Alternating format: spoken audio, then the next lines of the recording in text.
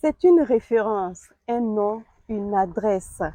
Dans le domaine agricole, notamment l'agriculture hors sol au Burkina Faso ici, passionnée du domaine, elle croit dur comme fer à l'autosuffisance alimentaire grâce à l'agriculture hors sol. Depuis plusieurs années, elle forme et partage à chaque fois son expérience. Quoi de plus normal qu'elle soit choisie par le Bureau national des grands projets dans le cadre de l'initiative présidentielle pour former 250 jeunes dans l'agriculture. Et elle, c'est bien Adja Badoua Sanogo, de son vrai nom Adjaratou Sanogo, et nous sommes avec elle aujourd'hui dans son champ ici à Lumbila. Bonjour et merci Adja de nous avoir accueillis chez vous ici. Bonjour, J'espère que vous allez bien. je vais bien. Bonne commémoration du 8 mars, parce qu'aujourd'hui nous sommes le 8 mars, la journée internationale des droits de la femme. Et justement, le thème au niveau du Burkina est crise sécuritaire et alimentaire au Burkina. Quelle stratégie pour promouvoir l'entrepreneuriat agricole des femmes? Quelle est votre appréciation de ce thème? Bon, et ce thème vraiment a été bien choisi parce que tout tourne aujourd'hui et tous les programmes présidentiels, tous nos programmes et par rapport sur tous les plans nationaux autour de l'agriculture. Le président a choisi dans son programme l'offensive dans le domaine agricole pour atteindre l'autosuffisance alimentaire. Donc, associer ça à la journée des femmes, ça nous montre aussi qu'on demande, on demande aussi la contribution des femmes dans ce domaine. Voilà, donc j'ai vraiment apprécié ça et puis c'était une bonne idée. Le thème aussi a été bien choisi. Et justement, on parle d'entrepreneuriat agricole. Qu'est-ce que c'est justement? Bon, l'entrepreneuriat agricole, c'est tout ce qui est, toute l'initiative, toute analyse des risques et opportunités qui mènent à l'économie à travers l'agriculture. Donc, quand on parle de l'entrepreneuriat agricole, ça regroupe tout ça. Donc, quand une personne se lève et puis il prend des initiatives, il regarde les risques, les opportunités, ensuite il mène une activité qui va vers une économie prospère, on dit que la personne est dans l'entrepreneuriat agricole. Voilà. Est-ce qu'il y a une différence de l'entrepreneuriat agricole des femmes et celui où, en tout cas, l'entrepreneuriat agricole des hommes? Bon, la différence entre l'entrepreneuriat agricole des femmes et puis l'entrepreneuriat Agricole des agricole hommes. des hommes, bon, c'est qu'on peut dire, là, on sait tout le monde qu'il y a une différence entre les hommes et puis les femmes. Et on n'oublie pas aussi que les femmes ont toujours été des battantes, des entrepreneurs dans tous les domaines. Maintenant, dans le domaine agricole, il y a des activités qu'on mène avec le physique. Donc, moi, je vais dire, c'est ça seulement que je vois. Et les femmes ont beaucoup d'handicaps dans le domaine agricole, entrepreneuriat agricole, parce que d'office là, elles ne sont pas propriétaires de terres.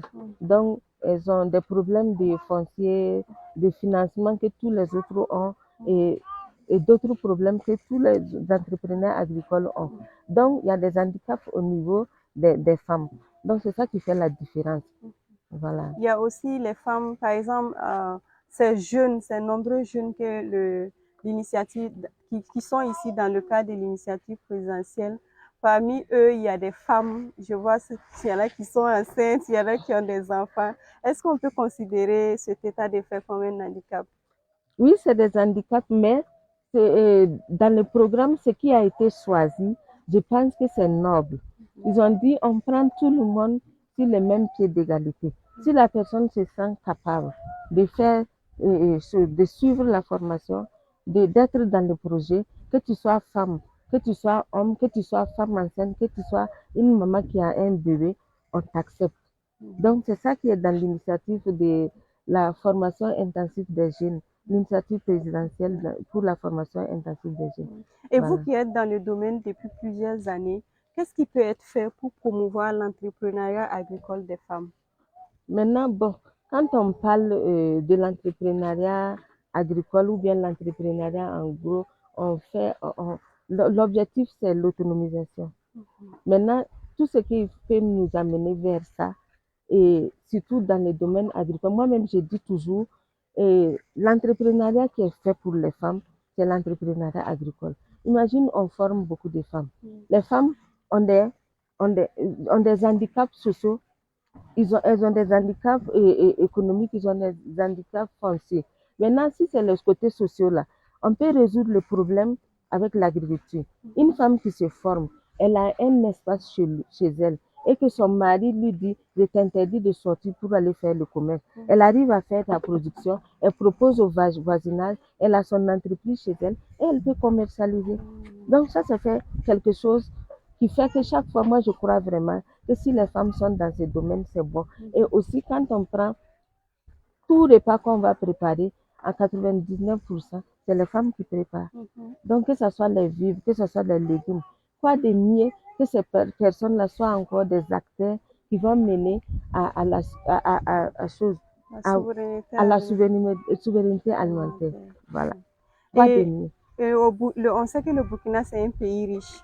Mais l'une des difficultés est l'accès aussi à l'eau, pour promouvoir l'agriculture. Et vous, depuis quelques années, vous êtes dans l'agriculture hors sol. Voilà. D'où est-ce que cette initiative vous est venue? Bon, quand on regarde ce que vous avez dit, c'est important.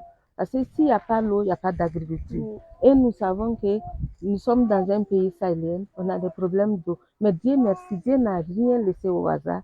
Il nous a créé, il a tout mis pour que nous puissions vivre. C'est à nous maintenant de savoir faire. Maintenant, si on prend une agriculture qui économise beaucoup d'eau et on part sur les forages et tout, on a de l'eau.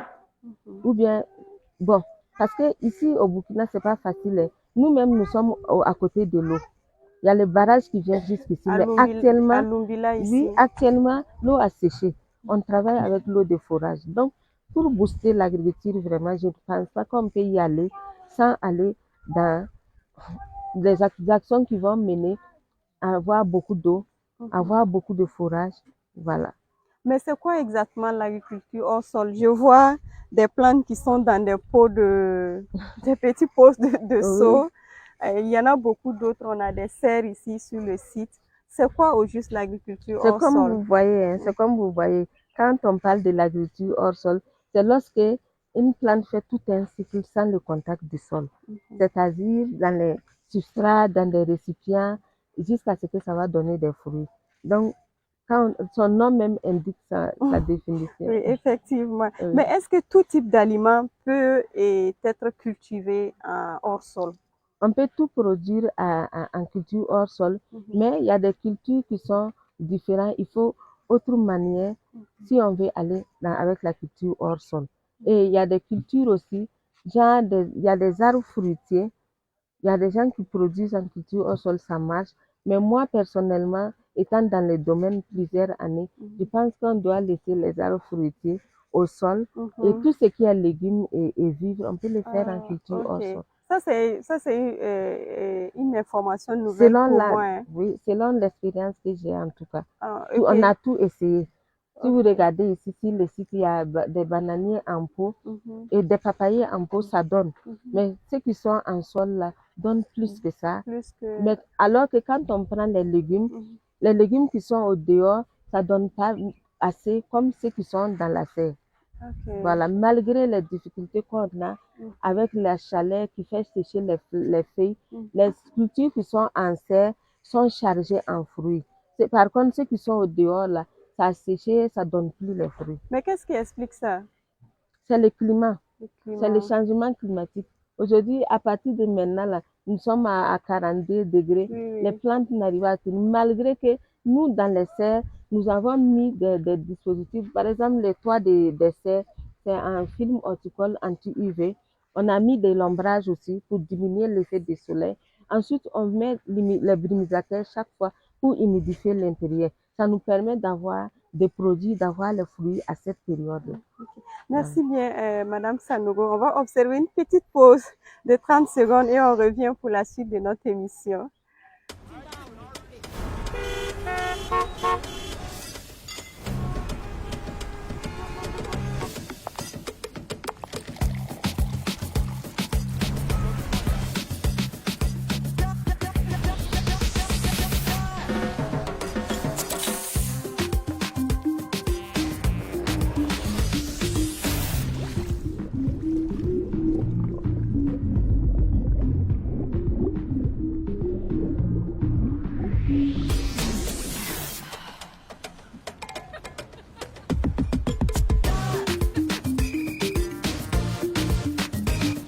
avec World Cola, bascule dans un monde rafraîchissant.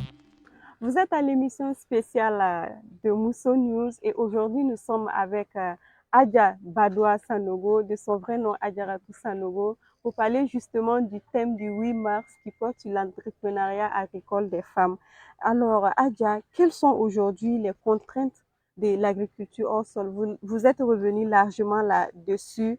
On a le climat et le changement climatique, le vent, le soleil qui empêchent aujourd'hui certains produits ou certaines cultures. C'est comme ça on Oui, dit. Non. Est-ce c'est qu'il y a comme ça. d'autres contraintes Les qui contraintes que s'ajoutent? nous avons là, en général, c'est l'agriculture en général. Mhm. Et l'agriculture hors sol vient avec des solutions encore pour diminuer ces effets-là sur nos productions. Et les Voilà. contraintes de Les l'agriculture au contraintes maintenant Burkina, de l'agriculture en général là. Aujourd'hui, nous avons les problèmes d'eau, les problèmes de climat. Il y a des périodes de l'année là, il fait tellement chaud.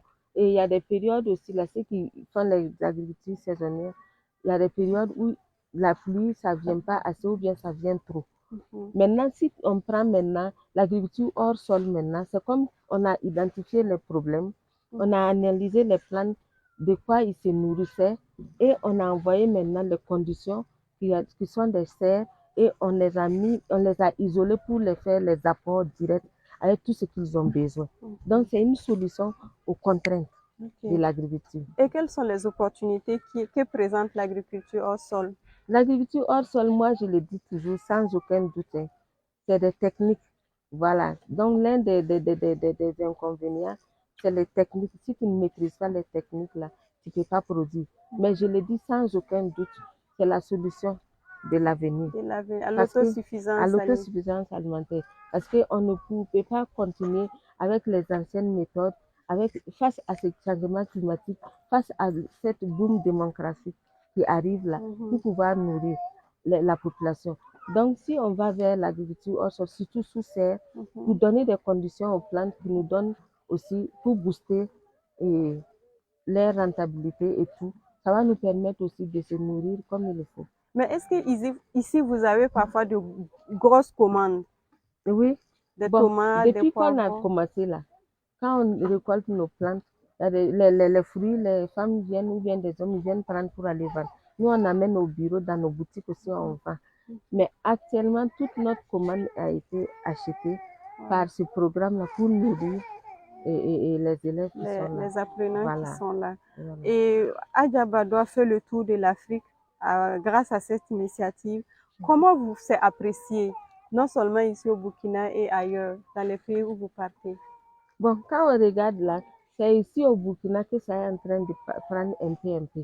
Sinon, si on prend, par exemple, quand j'arrive au Sénégal, c'est des hectares de serre, on voit, et les gens font des chiffres d'affaires à terme de milliards sur chaque 2 hectares de serre. Donc, alors que quand je regarde le climat, si tu regardes par exemple Dakar, c'est comme un croisement. Vous allez trouver vers Ziguinchor, Casamance et autres là, c'est un pays et climat équatorial et il pleut beaucoup, tout. Alors que l'autre côté, ça correspond au climat du Burkina, climat sahélien comme Mali, tout ça. Mais dans toutes les 2 situations là, ils sont plus développés dans la culture sous serre, en culture hors sol, et ils sont maintenant dans l'exportation même des légumes là-bas. Et beaucoup de gens arrivent à se développer dedans. Et pourquoi pas ici au Burkina aussi. Mais on Voilà. voit qu'ici au Burkina, il y a de plus en plus d'engouement, Oui, n'est-ce pas? oui, c'est vrai. Ça a commencé surtout ces 3 dernières années-là. Vraiment, les gens adhèrent. J'espère que nous aussi, on va atteindre ces niveaux à de plusieurs hectares de serre et puis de culture hors sol pour faire l'exportation. On espère vivement. Voilà. Et Adja Badoa, vous êtes convaincu, vous l'avez dit ici plusieurs fois, que l'agriculture hors sol est l'avenir et même la solution à l'autosuffisance alimentaire. Et dans le cadre de l'initiative présidentielle, il y a près de, on va dire plus de 250, parce qu'il y a des femmes qui sont là avec leurs enfants, il y a des femmes qui vont avoir des bébés bientôt. Donc, on va dire qu'il y a plus de 250 personnes qui sont sur votre couple. Et pendant 3 mois, ils vont apprendre, ils ou elles vont apprendre et dans l'agriculture au sol, elles vont apprendre à cultiver la tomate, l'oignon et les poivrons. Quel est aujourd'hui votre sentiment d'avoir eu la confiance des plus hautes autorités à vous confier ces jeunes-là pour les former? Moi, je dirais que c'est le plus noble et puis la plus grande chose qui m'est arrivée. Parce que moi, j'étais sur le point de partir au Sénégal pour plus d'un an comme ça, Pour vous installer pour là-bas? m'installer, pour travailler. Et j'étais là un jour, on m'appelle, je reçois l'appel de la direction des grands projets. On me dit, est-ce que madame, vous avez la capacité de recevoir des élèves? Vu tout ce que vous faites, votre parcours, on a jugé bon que vous pouvez rentrer dans le programme et accompagner des jeunes. Et ça m'a beaucoup touchée. Et ce n'est pas que ça. Le jour que j'ai signé ma convention à la direction des grands projets, c'était le jour de mon anniversaire. Ah, Et je vois de plus en plus que c'est une bonne chose qui m'arrive. Parce que, quel que soit ce que tu vas faire ailleurs, dans un autre pays, là, on ne pourra jamais t'accepter comme dans ton pays. oui, la Et je reconnaissance suis très ici. contente et reconnaissante. Et je vais aussi rester dans mon pays pour accompagner ce programme jusqu'au bout et suivre tout jusqu'à on va atteindre les objectifs. Parce que c'est notre pays et le président est déjà sur choses en Il est avance. très engagé. Il est engagé. Il a eu cette belle initiative Super. et qui me donne chaque fois la chair de poule. Ouais. Parce que quand il regarde ces élèves qui sont venus des fins fonds du Burkina, dans les villages où la pauvreté vraiment est vraiment accentuée là-bas, et des gens qui étaient destinés, il y a beaucoup de ces jeunes-là, ils naissent pauvres, trouver les parents pauvres pour prendre le même chemin pour finir pauvres. Aujourd'hui, si on est parti les récupérer et puis on les forme, ensuite on va leur donner les moyens pour produire, ça va permettre d'améliorer leur situation, leur vie, et on aura quand même brisé ces chaînes de pauvreté qui les liaient de génération en génération. Et merci vraiment au président Ibrahim Traoré pour cette initiative. Et je le dis, c'est en toute sincérité. Et c'est pas que parce qu'ils sont là ici, c'est la vérité, c'est la réalité. C'est émouvant. Voilà. Merci pour votre message au président du Faso, effectivement, qui a eu cette très belle initiative, non seulement qui va créer de l'emploi pour ces nombreux jeunes femmes et jeunes hommes, et aussi contribuer à lutter contre la pauvreté. On vous souhaite vraiment un bon courage. On sait que ça va durer 3 mois. Beaucoup de femmes avec les enfants, beaucoup de jeunes. C'est beaucoup d'humeur que vous allez pouvoir gérer. Et justement, quels seront les modules pendant les 3 mois-là? Qu'est-ce qu'ils vont apprendre concrètement? Ce matin, on les a vus en train de creuser des espaces. Je ne sais pas comment vous appelez ça. C'est le traçage, non? Oui.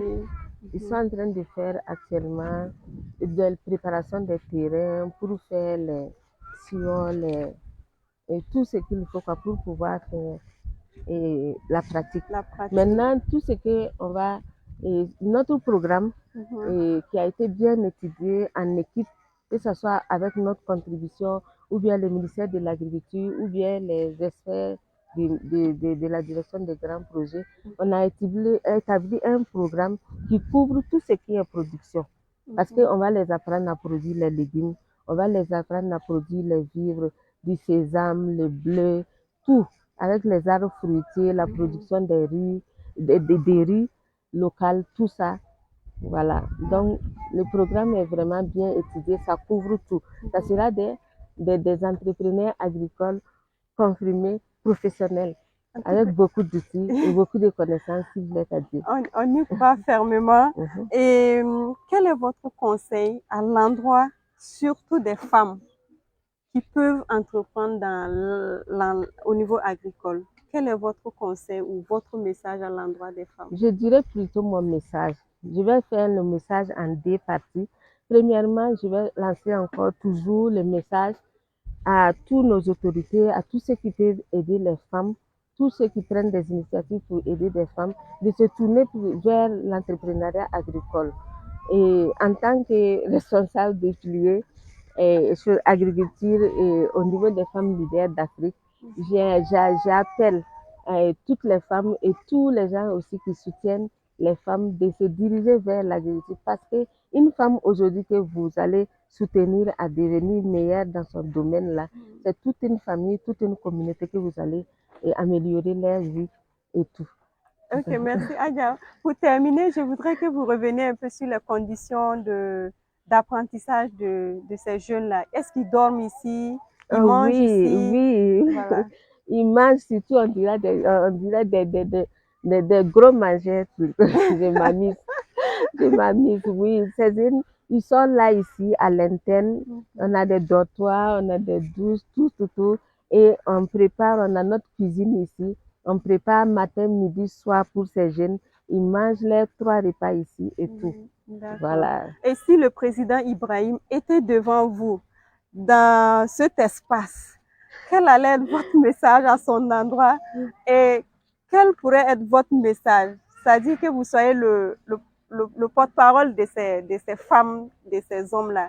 Ça allait être quel message si le président Ibrahim Traoré était devant vous en ce moment même?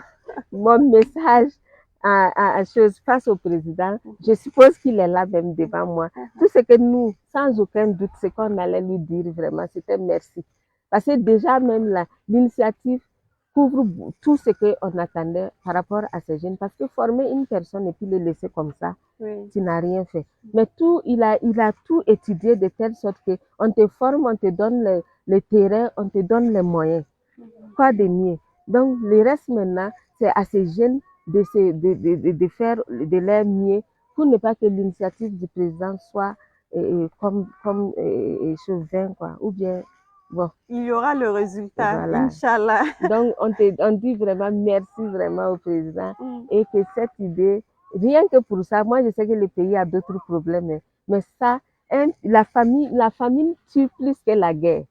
Donc, en étant dans l'insécurité, en combattant les ennemis, en même temps, penser à la fin.